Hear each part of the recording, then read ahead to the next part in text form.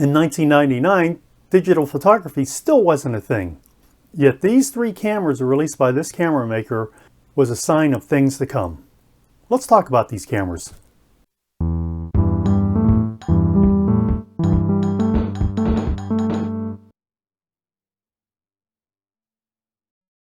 In 1999, with the turn of the century approaching, digital photography was still in its very infant stage. I was going to say infantile, but that of course has a different meaning.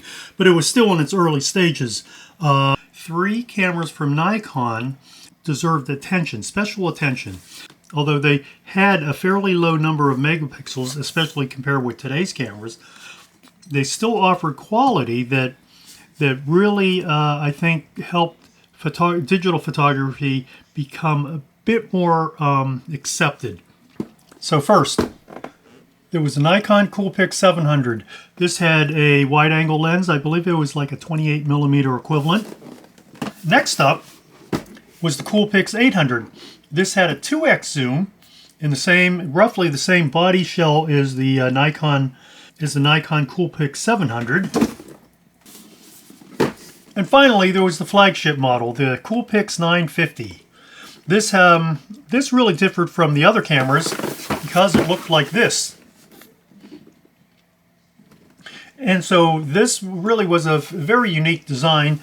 It was just a very flexible, very interesting camera with, good and bad points, as all cameras were at that point. Leading up to that, there were a number of attempts at consumer digital cameras, but none of them were really that good. First, there was I believe Apple had gotten involved early in the game. Logitech also had made several cameras. For my own part, I owned an Epson PC500, and the resolution of that, I believe, was 0.3 megapixels. So the photos, I think anything beyond VGA started falling apart rather quickly. Let's look at the three cameras. First, there was the COOLPIX 700. That was a fixed lens camera, as I mentioned, or that was a fixed focal length camera. Next was the COOLPIX 800. This had a 2x zoom, but as you can see, they really shared the same general body shell. There were some slight differences. You can see some of them here, but the overall shell was very similar. Finally, there was the COOLPIX 950. So you can either place it like that or like this. And you can see how they all use Nikon's red stripe on the handle, and certainly carried Nikon badging. All right, let's take a quick look at each of the cameras, and then I want to really focus on the 950. That was the one that really had an impact on digital photography. So as I mentioned, the COOLPIX 700 had a fixed focal length. I believe it was roughly, I wanted to say about 28 millimeters, and it was 28 to 35, but it was a wide-angle lens. These all had very small LCDs. I wanted to say it was like 1.9 inches, and that was fairly common at the time. Okay, so on the top you had your on-off switch, which was here. It was just a rotating collar. And then there were several options, right? There was the, off, automatic, M for manual. It wasn't really manual exposure. It really gave you manual control over certain camera functions. And then finally, we had play, and that was to display the photos that you had taken. Here, this let you switch between landscape, close-ups, and also activate your self-timer. This allowed you to this button was for exposure compensation. This allowed you to change the quality of the image that you were taking, and this was allowed you to change various functions involving the flash. If you were on play, they all served a dual purpose as well. On the back, you could either turn the monitor on or turn it off. I actually tended to turn it off. And then you had your up and down buttons for changing certain things. And of course you had your eyepiece. The eyepiece was very basic. There was no information in there. There were no LEDs of any type. It just had some frame marks and some parallax marks. On the bottom, your tripod screw or your tripod socket. This is for your memory card. This used compact flash. And then finally, your battery. We'll turn that off for a second. Finally, this is your battery chamber. You had to press this button, pull it outward, and your battery chamber would flip up. Your battery chamber cover would flip up.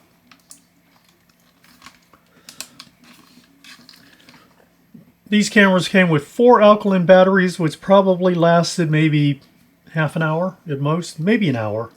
Before the arrival of the built-in lithium cells, what the industry was widely using at the time was nickel metal hydride.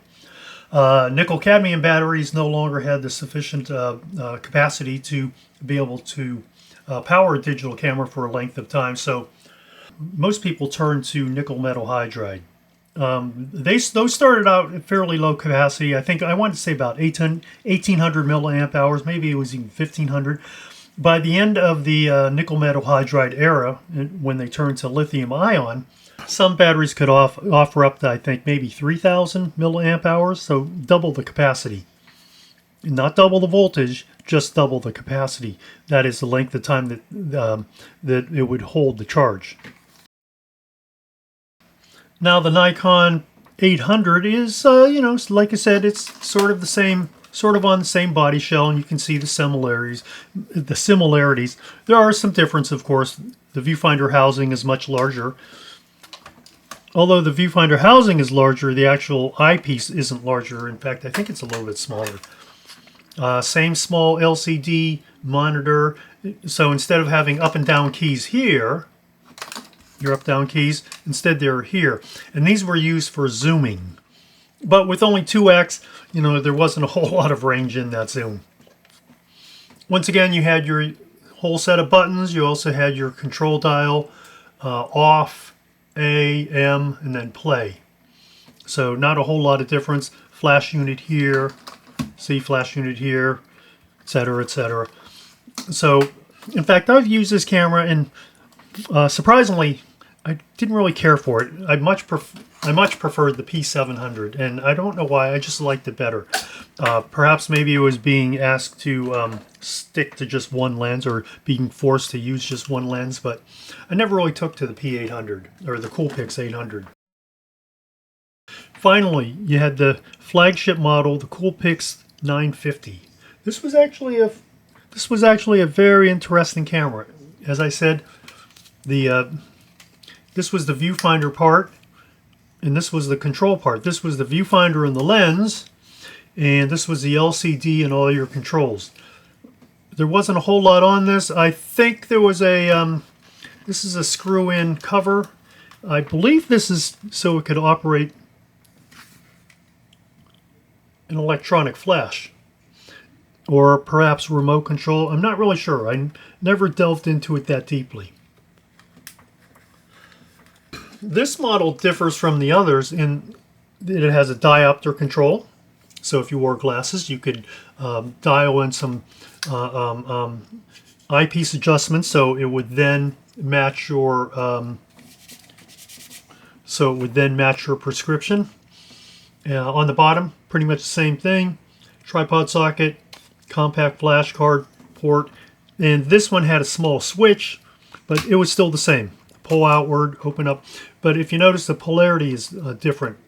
On the other cameras, it's plus, minus, and here it's minus, plus, minus, plus.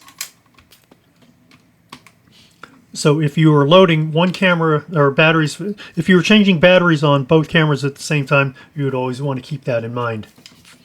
Here was a small cover for 2 ports. One is a external power supply, always useful. And then the second is, this was a connection so you could connect your camera to your computer. This preceded USB. So this was actually a serial port connection. And so that's how you could transfer photos, or like most of us did, we simply bought a card reader, popped that compact flash card into the card reader, and downloaded our photos. infinitely faster and a lot less cumbersome than trying to connect to your COM1 port. Once again, you still had your same buttons. In fact, you had the same number of buttons on all three cameras. They were just located in different spots. So this was your zoom control monitor, and then your quality and your mode, shooting mode, etc., etc. This could shoot in program auto exposure, aperture priority auto exposure, and shutter priority auto exposure. So that certainly made this camera. This is what set this. In fact, this is what set this camera apart from many others on the market. Most of them didn't offer that same level of automation. And then finally, there was the body that rotated, or actually the lens that rotated. You could say it rotated the body or rotated the lens, either one. You could keep the lens steady, and you could rotate this to your optimal viewing angle. If you didn't want to use the optical viewfinder here, you could just use the LCD.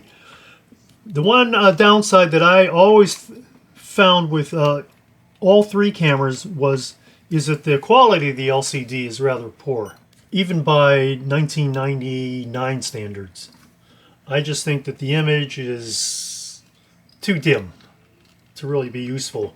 And I'll show you what I mean. Yeah. Now you can see behind me, I have a photograph on the wall, but you can see how it's like okay, but it's a rather dim image. And if you compare it to some cameras today, you'll find that this is wholly it's just very dim. It's just very dim. It's usable, but it's dim. Given the choice, I would almost always pick the optical viewfinder. The one thing that this camera also had was it had this small little, I'm not even sure what you would call it, but it's a small little dial in the set just above the hand grip. And this could be useful, for example, to dial in exposure compensation, to change certain other things about your shot that you're working on. You could easily change the quality of the image. None of these cameras shot RAW. The only option for like the best photo was a TIFF. The downside to shooting a TIFF was that it had a write time of maybe 30 seconds or more. So certainly not ideal. The versatility of this camera in being able to allow you to shoot from any angle was really unmatched at the time. You could get down close on the ground and take a photo. You could hold the camera above your head, and rotate it this way and be able to take a photo down. That's great for shooting in a crowd. You could really even tilt it on its side and look at it this way and take a photo. If you want to take a portrait. There were numerous options that would allow you to, that took advantage of this rotating body. I think there were only two other camera makers that have produced something similar. One was Agfa, and the other one was Minolta.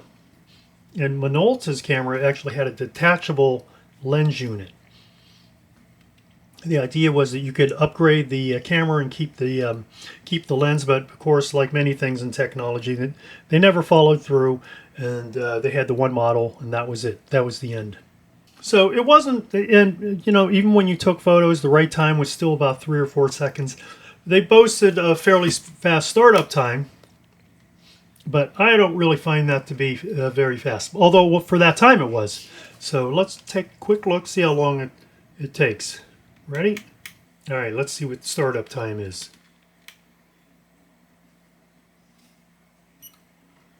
That was about 3 seconds.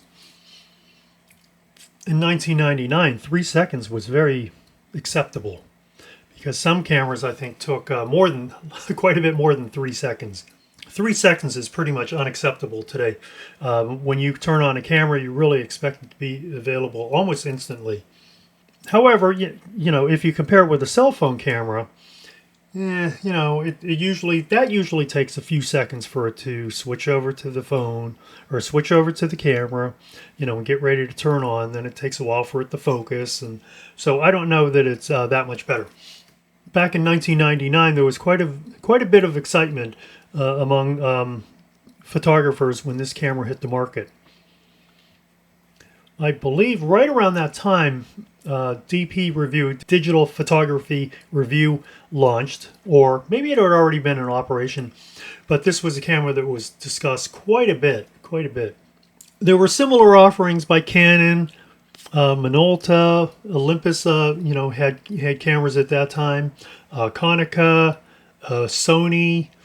Oddly enough, Pentax was very late into the game. I can't remember if Ricoh had a camera at that time. It might have, or might not have. Probably not. But each of them were vying for, and of course Agfa, as I mentioned. So each of the camera makers were vying for, to take control of the photography market or the digital photography market. And this really was the first camera that had sufficient image quality to be taken seriously. So I'm just going to close this out by showing you a couple of the photos that I've taken with each camera. It took me a while to find them because I haven't used this camera probably in, 20 years maybe? 18 years? Something like that. As photography has moved forward, I just ended up buying a different camera. I hope that you enjoyed this video, and if you'd like to see more of this content, please let me know in the comments below. Also, don't forget to hit that like button and keep on taking photographs.